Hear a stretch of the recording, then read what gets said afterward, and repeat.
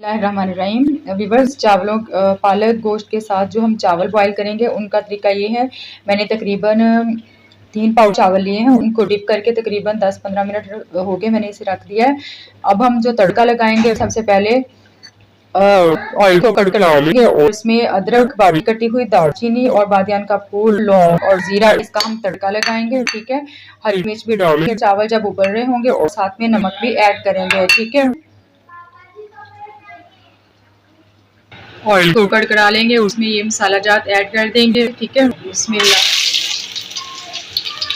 मसाले हमने कड़कड़ा लिए हैं, अब इसमें पानी डाल देंगे। बस तकरीबन पानी हम इतना डालेंगे कि 8 इंच चावलों से ऊपर है। ठीक है,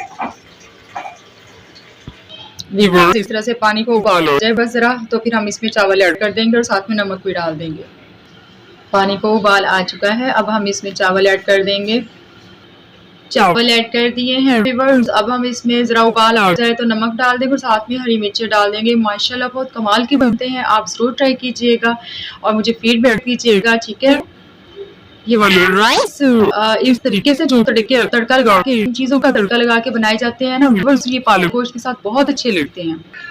ये देखिए माशाल्लाह से व्यूअर्स, जब ये रेडी, ये देखिए माशाल्लाह इतने अच्छे लगते हैं ये, और देखने में भी बहुत अच्छे लगते हैं और टेस्ट वाइज भी बहुत अच्छे होते हैं। व्यूअर्स, पानी डाल इसको दम पे लगा